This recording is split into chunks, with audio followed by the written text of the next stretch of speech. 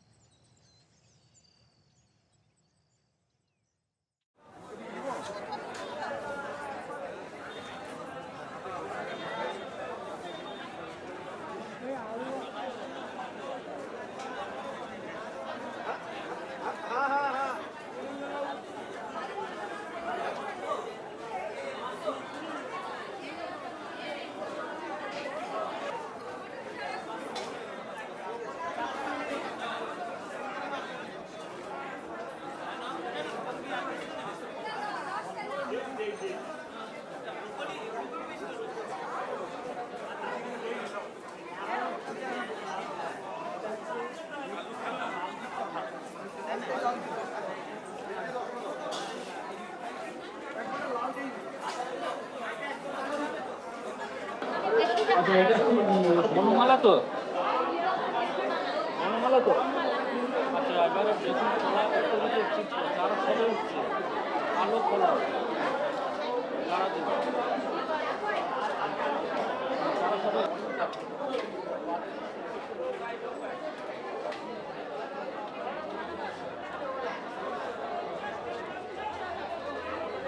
অনেক আনাজ আসলে বিক্রি হয়ে গেছে।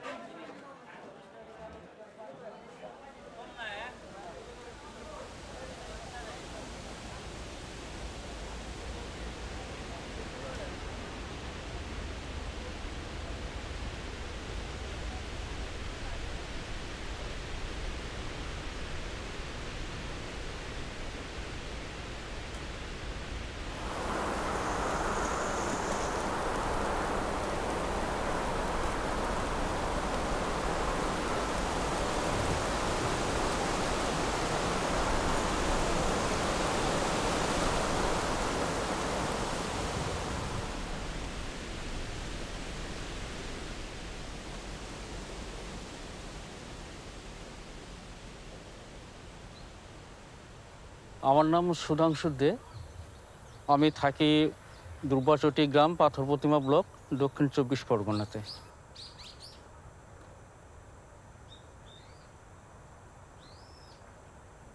আমাদের এই সুন্দরবন এলাকায় এনজিওকে আগে ক্লাব বলা হতো।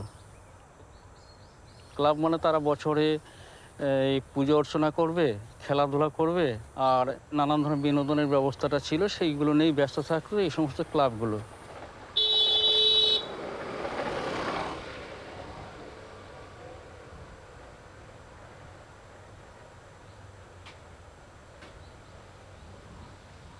উনিশশো সালে আমরা কিছু ছেলেরাই একটা আলাপ আলোচনার মাধ্যমে সিদ্ধান্ত নিলাম যে শুধু নাটক যাত্রা এগুলো করে তো হবে না, খেলাধুলা করলে তো হবে না, এলাকায় কিছু কাজ করতে হবে এবং যে কাজটা আমাদের সমাজের কল্যাণমূলক কাজ হবে। তখন সিদ্ধান্ত নিয়ে আমরা ঠিক করলাম যে একটা সংগঠনের নাম এমনভাবে দেওয়া হোক তার সঙ্গে আমাদের কাজের জন্য একটা সঙ্গতি থাকে। তখনই নাম দেওয়া হলো যে society for Durbachati social action and transformation.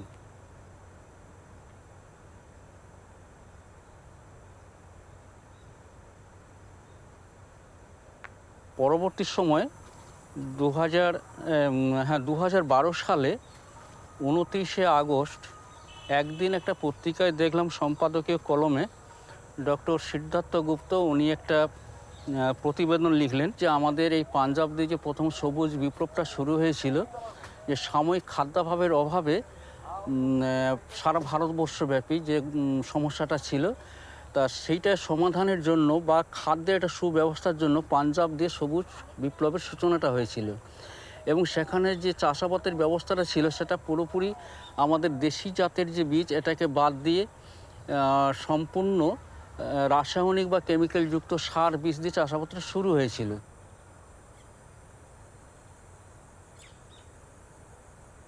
উৎপাদন প্রচুর হয়েছে এটা যেমন ঠিক, তেমনি মানুষের নানান ধরনের রোগ ব্যাধিও সৃষ্টি হয়েছে। তাতে গবেষণাতে দেখা গেছে যে এত রোগ ব্যাধির কারণটা কী। সেখানে দেখা গেছে যে নাইট্রোজেন জাতীয় যে সমস্ত সারগুলো ব্যবহার করা হয়, এই নাইট্রোজেন ঘটিত সারগুলো ব্যবহার করার ফলে সেই যে উৎপাদিত সবজি বা ধান কি গম, তাই এগুলোর মধ্যে কিন্তু ওর যে অধিক বিষগুলো কিন্তু থেকে যায়। তার ফলে মানুষের ওই খাবারগুলো খাওয়ার ফলে নার্ভের স্তব্ধতা, শ্বাসকষ্ট যেটাকে আমরা অ্যাজমা বলি, হার্টের রোগ, সুগার, ব্লাড প্রেশার যেটাকে হাই ব্লাড প্রেশার বলা হয়, তারপরে ক্যান্সার, এই সমস্যাগুলো সৃষ্টি হয়েছে। তা তখনই বিষয়টা বুঝলাম যে আধুনিক জাতের যে সমস্ত বীজগুলো বাজারে বিক্রি হয় আমাদের দেশি বীজগুলোকে বাদ দিয়ে, এটা উৎপাদনটা বেশি হচ্ছে ঠিকই, কিন্তু মানুষ এই উৎপাদনটা দেখে লোভে আকৃষ্ট হয়ে তারা কিন্তু সার বীজগুলো ব্যবহার করছে, যার ফলে এই পরিস্থিতিটা তৈরি হয়েছে। তখন চিন্তা করলাম যে যদি বিকল্প কিছু করা যায়, কোথায় গেলে এই বিকল্প চিন্তাভাবনাটা পাবো, তখন থেকে একটা চিন্তাভাবনা শুরু হয়েছিল। ঠিক এই 2012 সালের ডিসেম্বরে বিকাশ কেন্দ্র বলে একটা জায়গা, একটা অর্গানাইজেশন আছে, ওখানে ধান উৎসব হয়েছিল। তা সেই ধান উৎসবে আমি গিয়েছিলাম। ওখানে গিয়ে আলাউদ্দিন আহমেদ বলে এক ভদ্রলোকের সঙ্গে দেখা হয় এবং পরিচয় হয়। উনি সেভ ওয়ার রাইস বলে একটা অর্গানাইজেশন কেরালাতে, উনি তার ছিলেন স্টেট কোঅর্ডিনেটর। ওনার সঙ্গে এই ধান বাঁচাও আন্দোলনের বিষয়টা যখন জানলাম বা শুনলাম, ওনার সঙ্গে প্রোগ্রাম করলাম যে আমার এই এলাকায় ধান বাঁচাও আন্দোলনে আমি সামিল হতে চাই বা কিছু কৃষককেও ওই জায়গাতে সংযুক্ত করতে চাই। তারপরে উনি আমার এখানে আসলেন, কিছু কৃষকদের নিয়ে বসলেন। সেই 2012 সালের ডিসেম্বর থেকে আমার এই বিকল্প চাষের চিন্তাভাবনা শুরু, এবং ওনার সংস্পর্শে এসে এই জৈব চাষ কাকে বলে, দেশি বীজ কাকে বলে, এইটা নিয়ে তখন একটা ধারণা হলো। এর আগে আমার দেশি বীজ সম্পর্কে ধারণা ছিল না। এই 2013 সাল থেকে আমরা আমাদের সংগঠন থেকে আমরা শুরু করলাম এই বিকল্প চাষ ব্যবস্থা। এইটা দেশি ধান এই জন্য বলা হচ্ছে এটা প্রাকৃতিক উপায় সৃষ্টি হয়েছিল।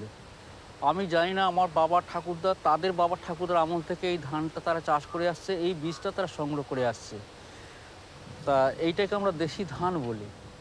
আর এইটাকে বলা হচ্ছে যে আধুনিক জাতের ধান। আধুনিক জাতের ধান বলতে এটা সংকরায়ন করা হয়েছে।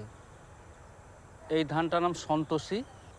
এগুলো কিন্তু অরিজিনাল কিন্তু ধান নয়, মানে আমাদের দেশি ধান নয়, ওটা অন্য ধানের সঙ্গে ব্রিডিংটা ক্রস করিয়ে এই ধানটাকে তৈরি করা হয়েছে। এই দুটো ধানের এইটাই তফাৎ। এই ধানটা চাষ করতে গেলে একই ধান 2 বছর কি 3 বছর চাষ করার পরে এই বীজটাকে ব্যবহার করা যাবে, পরপর 3 বছর, তারপরে এই ধানের কিন্তু আর ফলন হবে না। আমাদের এই ধানটা মানে বংশ পরম্পরায় চাষ হয়ে আসছে, কিন্তু এই ধানটা সেই চাষ করাই যাবে, এই বীজটাকে সংগ্রহ করা যাবে বংশ পরম্পরায়।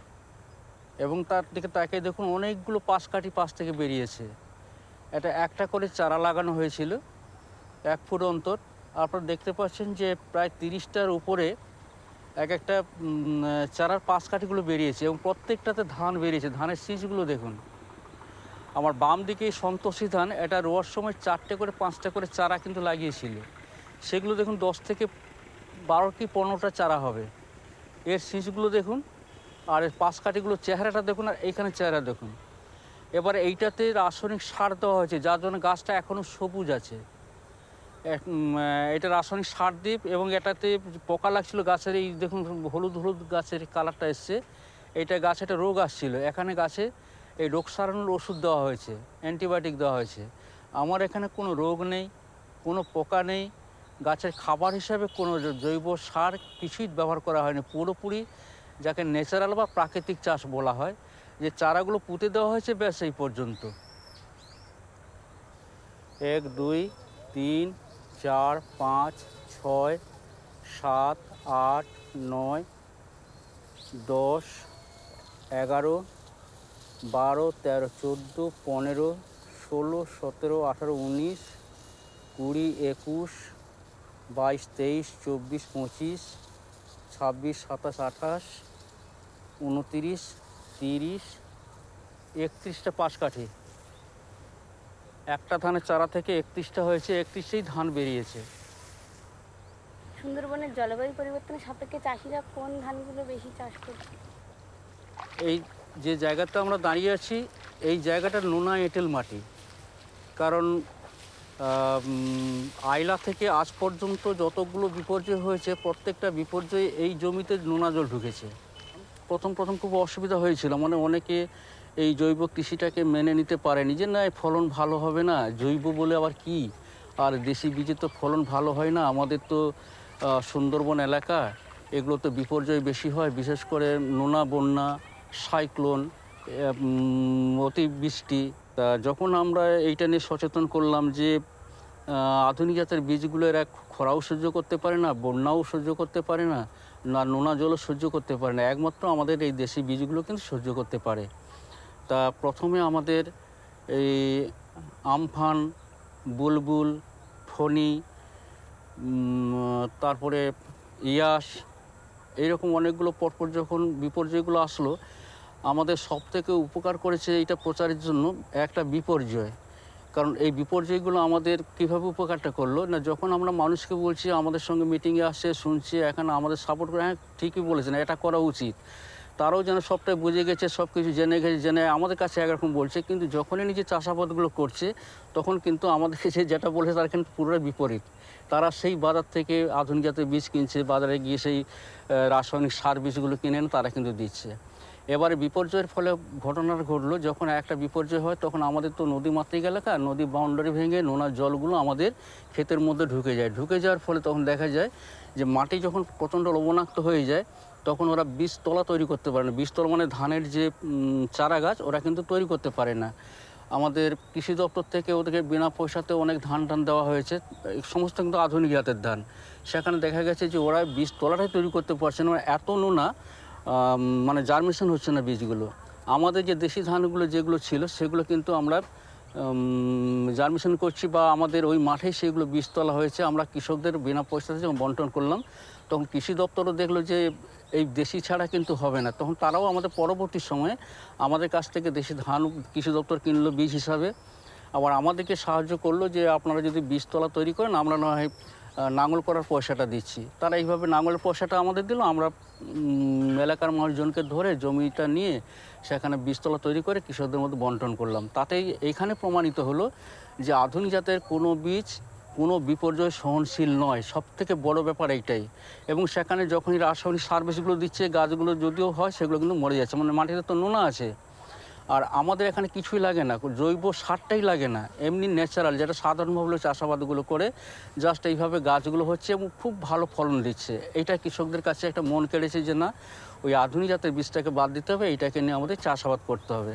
কিন্তু যে সমস্যাটা আছে সেটা এখনও পর্যন্ত, যে আমাদের গাছগুলো যে লম্বা হয়ে যায়, এটা কোনোভাবে ছোট হয় না, যার ফলে এই কয়েকদিন আগে যেটা এই দানা বলে যে ঝড়ের একটা পরিবেশ তৈরি হয়েছিল, আমাদের তো প্রচুর বর্ষা হয়েছে, সেখানে দুধেশ্বর, বালাম বা রূপসাল এইরকম যে সমস্ত খুব বড় জাতের গাছ সেগুলো কিন্তু পড়ে গেছে। পড়ে গিয়েও কিন্তু এটা দেখা গেছে যে জলের মধ্যে থেকেও তারা কিন্তু মাথা তুলে দাঁড়িয়েছে। হয়তো আমরা খড় পাবো না, কিন্তু সেখানে ধানটাই আমরা পাবো। সেখানে দেখা গেছে যে হয়তো 10% আমাদের ধানের ক্ষতি হয়েছে। তা এই চাষ ব্যবস্থাটা কৃষকদের কিছুটা উজ্জীবিত করেছে, তাই এখন আমাদের সঙ্গে কৃষকও আছেন প্রায় 1162টার মতো পরিবার আমাদের সঙ্গে এখন যুক্ত আছে।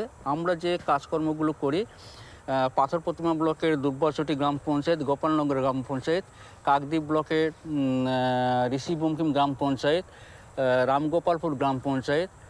আর এখন আমরা সবে শুরু করেছি মনমথপুর, ওইটা রবীন্দ্রনাথ গ্রাম পঞ্চায়েত। এরকম দুটো ব্লকের কয়েকটা গ্রাম পঞ্চায়েতে আমরা এটা কাজটা শুরু করেছি। আর আমরা এটা নাম দিয়েছি রাইস ডাইভার্সিটি ব্লক। নামটা দিয়েছি এই কারণে যে ধানের বৈচিত্র্য এলাকা, এত ধরনের জাত কোনো এলাকায় কিন্তু এখানে আমাদের আশেপাশে কিন্তু কোথাও নেই। তাই এটা বৈচিত্র্যময় একটা ব্যাপার। আপনি এখানে কত প্রজাতির ধান চাষ করছেন আর কিভাবে করছেন? আচ্ছা, আমাদের এখানে আছে 182 রকমের দেশি জাতের ধান। তা এই ধানটা আমরা চাষ করছি আমাদের এই সুন্দরবন এলাকায় নানান ধরনের যে বিপর্যয়গুলো হয়, যেটা একটু আগে আমি বললাম, এই বিপর্যয় সহনশীল কোন কোন ধান হতে পারে এইটা নিয়ে আমাদের ভারতবর্ষের বিভিন্ন রাজ্য থেকে এই ধানগুলো আমরা সংগ্রহ করেছি। শুধু আমাদের এই জেলা না, কারণ এখন আমাদের এই দেশি বীজটা হচ্ছে এটা বিরল অবস্থাতে পৌঁছে গেছে। তাই বিভিন্ন জায়গা থেকে বিভিন্ন ধরনের ধান আমরা সংগ্রহ করে এই জায়গাতে চাষ করছি একটা পরীক্ষামূলকভাবে, যে আমাদের এই নোনা জল সহ্য করতে পারে, বেশি বৃষ্টি সহ্য করতে পারে, রোদ সহ্য করতে পারে, বাতাস সহ্য করতে পারে, এইরকম নানান রকম যে প্রাকৃতিক বিপর্যয়গুলো হয় সেই বিপর্যয় সহনশীল কোন জাতের ধানটা হতে পারে এবং কোন ধানের জাতটা একটু গভীর জলে হবে, কোনটা একটু মাঝারি জায়গাতে হবে, উঁচু জায়গাতে হবে, কোন ধানটা দীর্ঘমেয়াদী, কোনটা স্বল্পমেয়াদী, এরকম নানান জাতের যে ধানগুলো আছে সেগুলোকে এই জায়গাতে আমরা চাষাবাদগুলো করি। এবং এই যে ধানগুলো আছে এই ধানেরও একটা বৈশিষ্ট্য একটা আছে যে কোনটা ভাত খেতে ভালো হয়, কোনটা খই মুড়ি হয়, কোনটা পিঠে পায়েস। এখানে সুগন্ধি ধানগুলো আছে প্রায় 28 রকমের, সেগুলো থেকে কোনটা পিঠে হবে, পায়েস হবে, খই হবে, এইরকম নানান রকমের ধান এখানে চাষ আছে। তার মধ্যে কিছু আছে মেডিসিনাল রাইস বলে, মানে ঔষধি গুণ সম্পন্ন। তাই এখানে আমরা চাষ করে দেখছি যে বিভিন্ন জায়গা থেকে তো আমরা নিয়ে এসেছি, আমাদের এই নোনা এঁটেল মাটিতে কোন জাতের ধানটা মানে ভালো হয়। তাই আমরা এখানে চাষ যে করছি এই চাষে একটা বিশেষ পদ্ধতি অবলম্বন করে আমরা করি।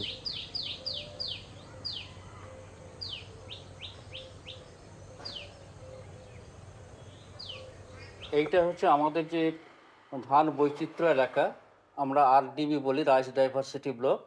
তারই এটা লেআউট, মানে কোনটার পরে কোনটা আমরা চারাগুলো লাগিয়েছি তার বিবরণটা এই জায়গার উপরে আছে। এটা মোট 4 বিঘা জমি। 4 বিঘা জমি মানে 1 একর 33 শতক জমি। এবার 1 একর 33 শতক জমিতে এইটাকে আমরা ভাগ করেছি যে 9টি, পূর্ব দিক থেকে 1 নম্বর, মোট আমাদের 1 2 3 4 5 6 7 8 9টা এইভাবে লাইন করা আছে। 9টা লাইনের মধ্যে আমাদের আছে পূর্ব থেকে পশ্চিম 1 2 3 4 5 6 7 8 9 10 11 12 13 14 15 16 17 18, 18টা করে আমাদের বেড আছে প্রত্যেকটা লাইনে। 15 ফুট লম্বা আর 10 ফুট চওড়া। এখানে আমরা প্রায় 130 থেকে 150টা করে চারা আমরা লাগিয়েছি। 1 ফুট দূরত্বে এক একটা করে ধানের চারা আমাদের লাগানো হয়েছে বেডগুলোতে। এইভাবে আমাদের ধানের পট্টাগুলো সাজানো আছে। এই কারণে আমাদের বোর্ড কিন্তু লাগানো হচ্ছে প্রত্যেকটা বেডের উপরে, যে কোন ধানটা সেই বেডে একটা করে নেম প্লেট দেওয়া আছে। ঝড় বৃষ্টিতে যদি নেম প্লেটগুলো কোনোভাবে হারিয়ে যায় তাহলে আমরা কিন্তু আমাদের এই যে ম্যাপ, এই ম্যাপ ধরে ধরে আমরা কিন্তু ধানটাকে চিহ্নিত করতে পারবো যে কোনটার পর আমাদের কোন ধানটা আছে। এই জন্য আমরা এই ম্যাপটা তৈরি করেছি।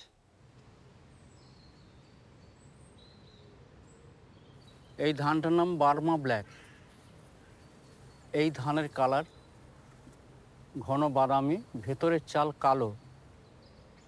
এর চাল খেতেই যেমন খুব সুস্বাদু, তেমনি এখানে এই চালটা আতপ চাল খেয়ে দেখা গেছে যেমন লোকে ডাইজেন ট্যাবলেট খেলে অ্যাসিডিটি কমে যায়, এই কাঁচা চাল খেলে কিন্তু অ্যাসিডিটি কমে যায়। এটা বিশেষ বৈশিষ্ট্য। তারপরে গাছগুলো পড়েও যায় না। আর এই নোনা জলে দাঁড়িয়ে, এটা যদিও বাইরের ধান কিন্তু আমরা দেখেছি এই নোনা জলে, এই নোনা মাটিতেও ধানের ফলন খুব ভালো হয়েছে, পাশ কাঠিও খুব ভালো দিয়েছে।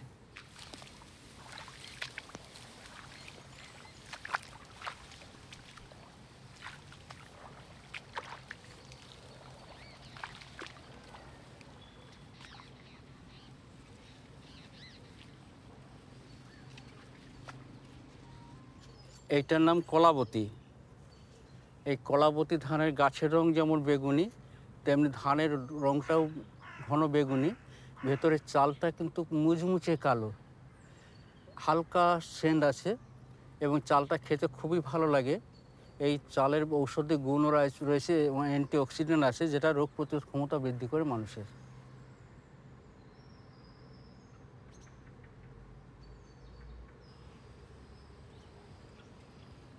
এই ধানটার নাম বহুরূপী। এর ভাতটা খুবই সুস্বাদু, এটা নোনাও সহ্য করতে পারে, ফলন দুর্দান্ত ফলন। এমনিতে একটা ধানের শীষটা বোঝা যাচ্ছে কতগুলো ধান আছে এবং যথেষ্ট ওজন, বর্ষা মানে ঝড়ে পড়েও জানে গাছগুলো দাঁড়িয়ে আছে। 1 বিঘা জমিতে এর ফলন হয় 600 কেজির উপরে।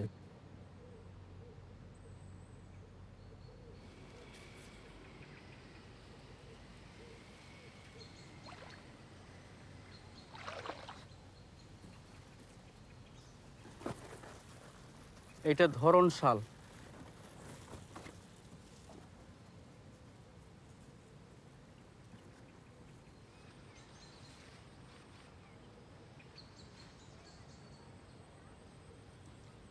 এই ধানটার নাম কনকচুর।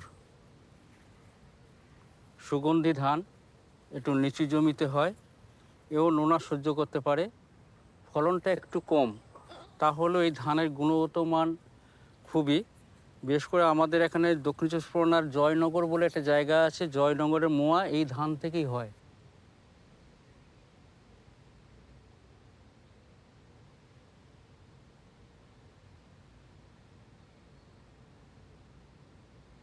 এই ধানে ওন আছে।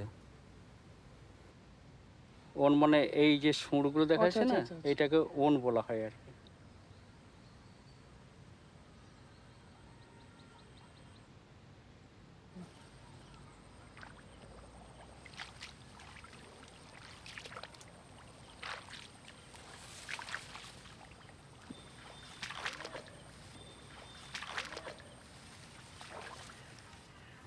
আচ্ছা, এইটা একটা মোটা লাল ধান, যদি পুরোটা লাল যদিও নয়, একটু খয়েরি টাইপের ধানটা, অদ্ভুত ফলন। আমাদের এই নোনা মাটিতেই ভালোই ফলন হয়েছে, জলও সহ্য করতে পারে, কারণ এবছর তো প্রচুর বর্ষা হয়েছিল, তাতেও ধানের ফলনটা এইরকম অদ্ভুত ফলন। কোনো আধুনিক জাতের ধানের এত ফলন হয় না। জলটা এখনও আমাদের কাছে প্রায় 2-3 ইঞ্চি জল আছে। এই জলে ধানটা হয়েছে, ধানটা কিন্তু পড়ে যায় না, এখন দাঁড়িয়ে আছে। ধানের পাশ কাটি একটা চারা লাগানো হয়েছিল, প্রায় 40 থেকে 45টা পাশ কাটি হয়েছে একটা চারা থেকে। এই বালাম ভাত খুব সুন্দর হয়, ফাইবার খুবই ভালো আছে, খেতে খুবই সুস্বাদু। এর বিশেষ বৈশিষ্ট্য, এর নোনা সহ্য করতে পারে এবং সেই সঙ্গে বেশি জলও সহ্য করতে পারে। এটা 140 দিনে এটা ফ্লাওয়ারিং হয়। এই যে অ্যানামোডাম, তারপরে এখানে মতি, এদিকে মোদি, মেদি, এদিকে আছে লাল জোয়ারি। এই যে ধানগুলো একটা যে ভ্যারাইটি আছে, এর একটা বিশেষত্ব একটা আছে যে অ্যানামোডাম 150 দিন এর ফ্লাওয়ারিং ডেটটা। এবার সেখানে মতি আসে 140 দিন, এখানে মেদি আসে 155 থেকে 160 দিন। মানে কোনোটা একই সময় এদের মধ্যে ফুলটা আসে না। এই যে দিনটা বললাম, এটা হচ্ছে ফুল আসার টাইম, যেটাকে বলা হয় ফ্লাওয়ারিং ডেট। যে একই সঙ্গে যদি ফুলটা আসে, তাহলে দেখা যাবে যে ইতর পরাগমিলন ঘটে যাওয়ার ফলে ধানের মধ্যে রূপান্তরটা এসে যায়। যদিও ধান স্বপরাগ, তবুও আমরা এই নিয়মটা বজায় রেখে আমরা চলি যে একটা ধানের সঙ্গে পাশের ধানটা যেন একই সঙ্গে ফুলটা না আসে। তাই এইগুলোকে ঠিক সেইভাবে সাজানো হয়েছে।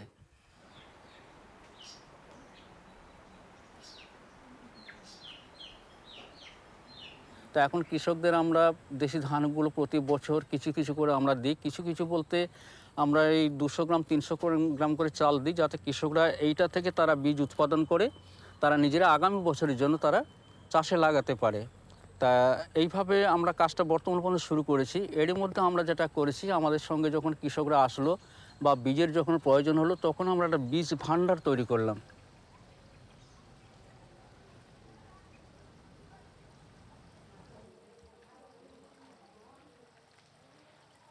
এটাই আমাদের society for Durbachati social action and ট্রান্সফরমেশনের দুর্বাচটি দেশীয় বীজ ভাণ্ডার। এই বীজ ভাণ্ডারে মূলত যে বীজগুলো আমাদের কাছে আছে সম্পূর্ণ দেশি ভ্যারাইটির বীজ।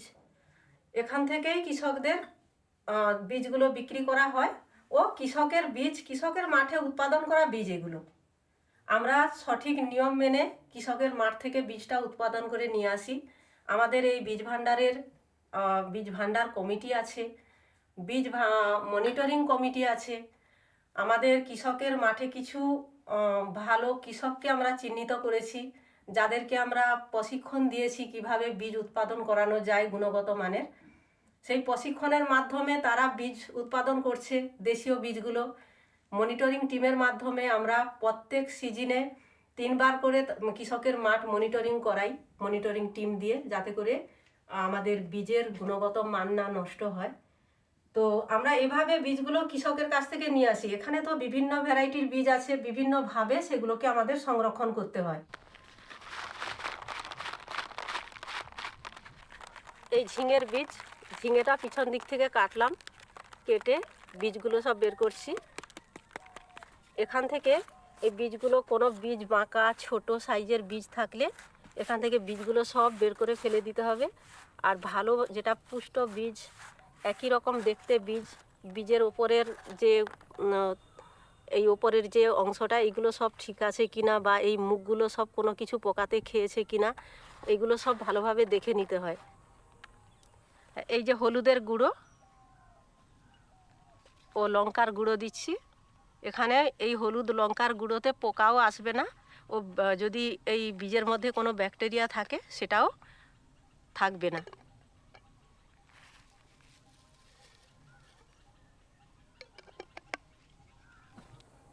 বীজ ভাণ্ডারে আমরা যে বীজগুলো রাখি, বীজগুলো অন্ধকারে রাখি, অন্ধকারে রেখে দেওয়া হয়। পরে মাঝে সাঝে 2 মাস 3 মাস অন্তর এই বীজটাকে বের করে একটু রৌদ্র দেখাতে হয়। রৌদ্র দেখিয়ে আবার যেভাবে এখন রাখলাম ওইভাবেই আমরা আবার পুনরায় আবার বীজ ভাণ্ডারে বীজটাকে রেখে দিই। এগুলো খামালুর বীজ। খামালু মূলত মাটির ভেতরে অনেক বড় বড় হয়, কিন্তু বীজ হিসেবে আমরা খামালুর ফলটাকে ব্যবহার করি। খামালুর বীজটাকেও আমরা যে খামালুটা নিচে মাটি থেকে তুলি, ওখান থেকে শুধুমাত্র একটাই মাত্র চারা পাওয়া যায়। সেটা কৃষক আমাদের হাতে দিতে চায় না, তারা নিজেরাই রেখে তারা চাষাবাদ করে, কিন্তু এই বীজগুলো আমাদের কাছে তারা বিক্রি করে। এই বীজগুলো নিয়ে আমরা ঠান্ডা জায়গাতে মেজোতে আমরা এমনি রেখে দিলে ওইখানে যাতে ইঁদুর না নিয়ে যেতে পারে, বা অন্যরকম কোনো জল এর ওপরে যদি সারা বছর যেন জল না পড়ে, এরকম জায়গাতে আমরা এটাকে ভালোভাবে রেখে দিই। পরে আবার সিজন আসলে আমরা খামালু বা ওলকচু বসানোর যে সময় আসে, আমরা তখন এগুলোকে বিক্রি করি, আমরা বের করি। এর জন্যে কোনো এক্সট্রা করে কোনো কিছু করার প্রয়োজন নেই, শুধুমাত্র ছাওয়া জায়গা বা ইঁদুরের হাত থেকে আমরা, বা কোনো খারাপ স্যাঁতসেঁতে জায়গার হাত থেকে আমরা রক্ষা করে এটাকে রাখি। এটা দুধেশ্বর ধান মাঠ থেকে নিয়ে এসে ভালোভাবে হালকা রৌদ্রে শুকিয়ে নিতে হয়। অন্তত 5-6টা রোদ খাওয়াতে হয়, হালকা রৌদ্র খাইয়ে বীজ ধানটাকে ভালোভাবে শুকিয়ে নিতে হয়।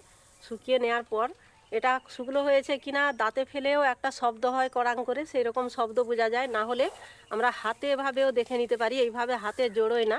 যদি ধানটা শুকিয়ে যায় তাহলে হাতে জড়িয়ে থাকে না, আর না হলে হাতে জড়িয়ে যায়, তখনই বোঝা যায় যে না, ধানটা আরও রৌদ্র লাগবে। ধানটা যখন ফুলভাবে শুকিয়ে যায়, তখন আমরা ধানটা নিয়ে এসে এই বীজ ভাণ্ডারে যে কলসি, আমরা এই মাটির কলসির ভেতরে ধানটাকে সংরক্ষণ করে রাখি। কলসিতে সংরক্ষণ করে রাখলে কি হয়, এটা তো মাটির কলসি, এখানে হাওয়া বাতাস প্রবেশ করতে পারে না, আর পোকাও খেতে পারে না। তাই আমরা এই ধানগুলোকে এই কলসির মধ্যে রাখি। আর যে ধানগুলো অনেক বেশি হয় সেগুলো আবার রাখা হয় তখন এই আমাদের সেই উলে বাঁধা হয়, খড়ের উলে বেঁধে রাখা হয়। তো এই ধানটা যখন আমরা এভাবে কলসির ভেতরে দিলাম, এখানে তো কলসির ভেতরে দিতে গেলে এর ভেতরে একটা অক্সিজেন থেকেই যায়। অক্সিজেন থেকে গেলে আমরা এই মোমবাতিকে আমরা জ্বালিয়ে নিই।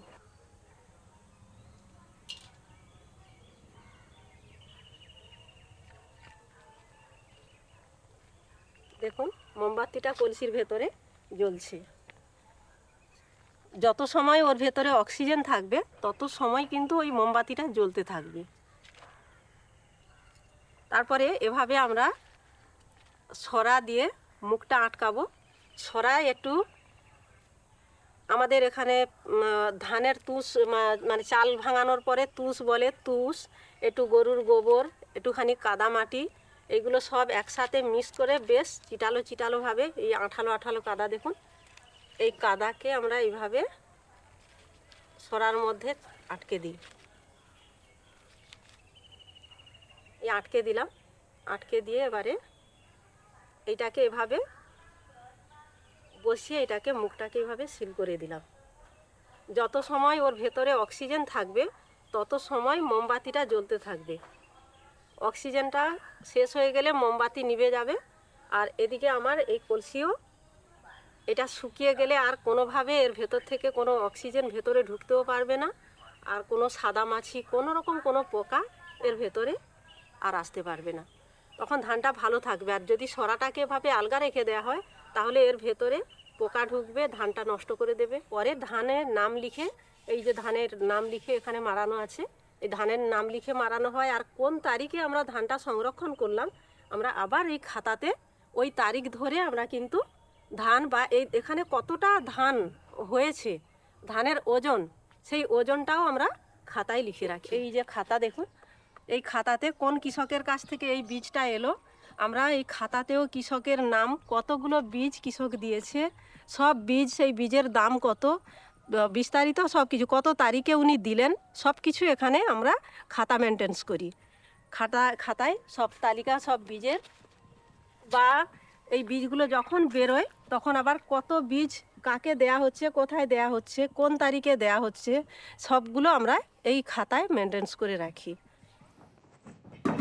মূলত এখানে আমরা অবহেলিত ফসলগুলোকে আমরা নিয়ে কিন্তু বেশিরভাগই আমরা ফোকাস করছি। আর যে ফসলগুলো আমরা হারিয়ে গেছে বলছি, এখন মানুষের খাবারের থালাতে নেই, ধরুন কামরাঙ্গা সিম এখন মানুষ চাষ করছে না, নোটেটা বেশি করে চাষ করছে না, এখন হচ্ছে ডালটাও খুব বেশি করে চাষ করছে না, আপনার খামালও বেশি করে চাষ করছে না, এগুলো হারিয়ে যেতে চলেছে। এই কামরাঙ্গা সিম যেটা বলছি, এটা খুব আগে ছিল আমাদের, এখন কিন্তু এটা আমাদের কাছে নেই।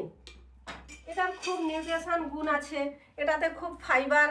এই যে বীজটা দেখছেন, এই বীজটা হচ্ছে কামরাঙ্গা সিমের একটা ভ্যারাইটি। এগুলো আমরা কিন্তু কৃষকের হাতে তুলে দিচ্ছি বা প্রচার প্রসার করাচ্ছি, যে যাতে করে এই দেশি ফসলগুলো খেয়ে মানুষের নিউট্রিশনের ঘাটতি মেটায়। এই বীজ ভাণ্ডার শুধু বীজ সংরক্ষণ না, মানুষের যে স্বাস্থ্য সচেতন, বিষমুক্ত খাবার খাওয়া, সব কিছুরই প্রচার এই বীজ ভাণ্ডারের মাধ্যমে এই সোসাইটি করছে। এই বীজগুলো আমরা সঠিক নিয়ম মেনে বীজ উৎপাদন করতে গেলে আমাদের প্রথমে যেটা প্রয়োজন আছে, যে বীজের উৎস অনুযায়ী আমরা বীজটা সংগ্রহ করে দেশি বীজ মনে করে নিয়ে আসি। বীজ ভাণ্ডারে এটাই প্রচার দেয়া হয় যে প্রথমে আমরা বীজটা যখন মাঠে নিয়ে যাব, এই বীজামৃত দ্বারা যেন কৃষক বীজটাকে শোধন করে।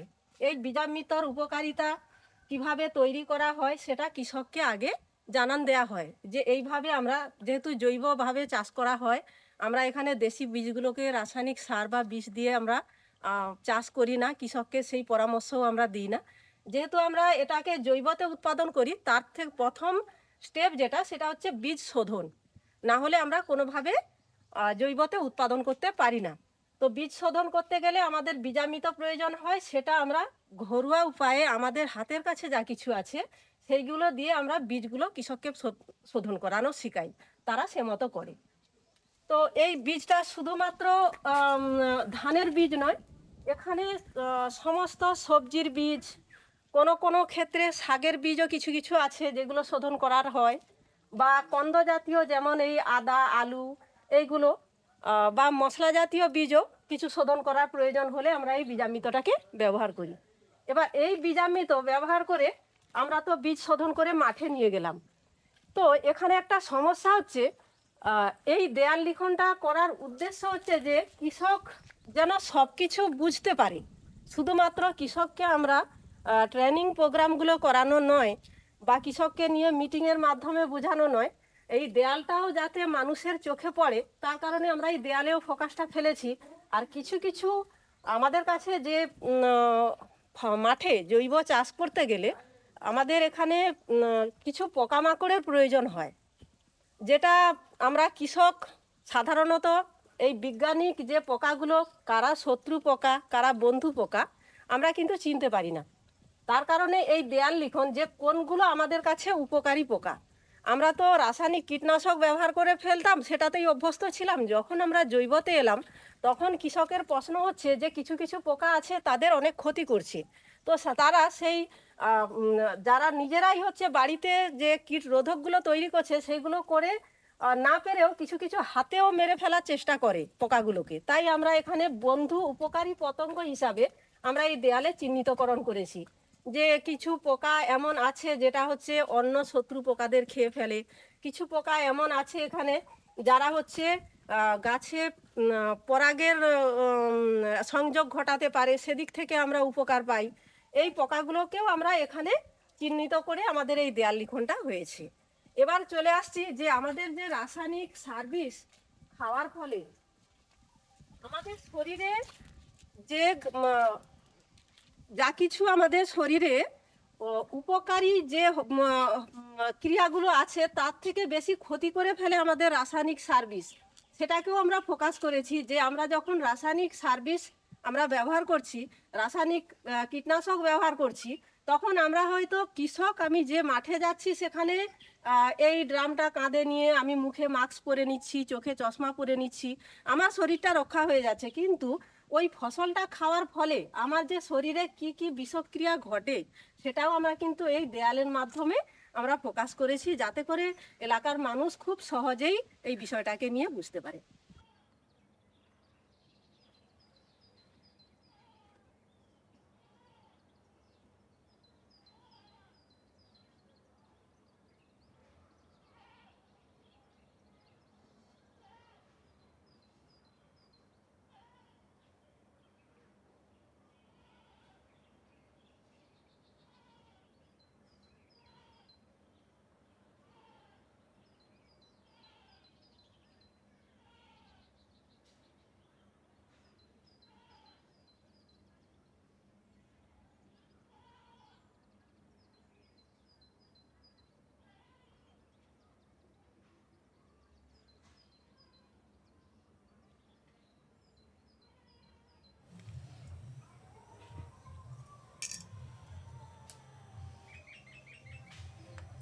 আচ্ছা, এইটা হচ্ছে ধানটাকে চেনার জন্য যে ধানের একটা যে পরিচয় বা তার চারিত্রিক যে গঠন, সে এইটার দিক থেকে বোঝা যায় যে আমি 10টা ধান লম্বায় এটা মাপ করে দেখলাম যে কত সেন্টিমিটার।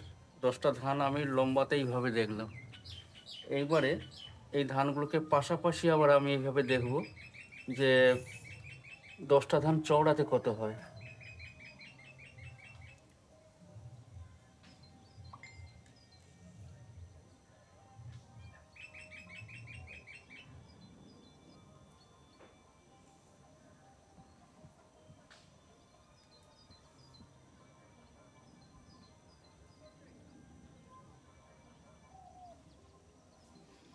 আগে ধানের লম্বাটা দেখালাম যে 10টি ধানের লম্বাটা কত সেন্টিমিটার। এবার 10টি ধান পাশাপাশি রাখলাম, পাশাপাশি রেখে এটাও দেখা হলো যে কত সেন্টিমিটার। ঠিক একইভাবে এই 10টি চাল, এটাও ঠিক সেম একইভাবে মাপটা করতে হবে যে কত সেন্টিমিটার আমার 10টা চাল লম্বা হচ্ছে, কত সেন্টিমিটার পাশাপাশি দিলে দাঁড়াচ্ছে। এইটা একটা ধানের পরিচয়ের ক্ষেত্রে এইটা জানা যাবে। এছাড়াও আর জানার উপায় হচ্ছে আমার এই যে ধানটা, এই ধানের গায়ে কোনো ওন আছে কি না। মানে অনেক ধান আছে পুরো তেল তেলের মতো থাকে, অনেকতে আছে খুব ছোট ছোট শুয়ো মতো থাকে, আবার অনেক ধানে আছে একটু বড় আছে, এবং সেই শুয়োর রঙটা কীরকম। অনেক সময় দেখা যায় শুয়োর রঙ বাদামি, কোনটা দেখা যায় সাদা, কোনটা একটু লালচে মতো। এই যে ধানটা লাল, এর কিন্তু যে ওনটা আছে ধানের ঠোঁটে, এই ঠোঁটে যে ওনটা আছে সেই ওনটা খুব খুব সূক্ষ্ম, এটা সহজে বোঝা যায় না। এই আতস কাছেই কিন্তু কিছুটা বোঝা যায়। আর গায়ে ওন আছে কি না আতস কাজই বোঝা যায়, নাহলে সহজে কিন্তু বোঝা যায় না।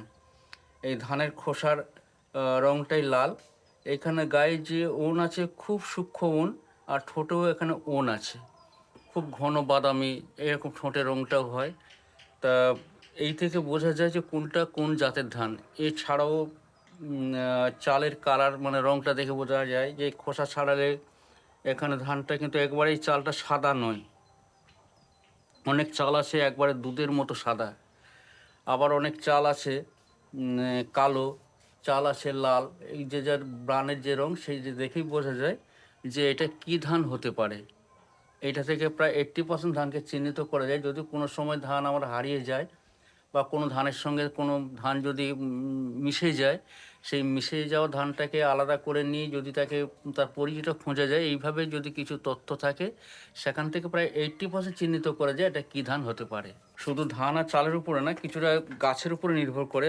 আমরা তো দেখেছি যে অনেক গাছগুলো লম্বায় কত ফুট হতে পারে জল থেকে, এবার তার পতাকা পাতাটা লম্বা কতটা, চওড়া পাতা, পতাকা পাতার নিচে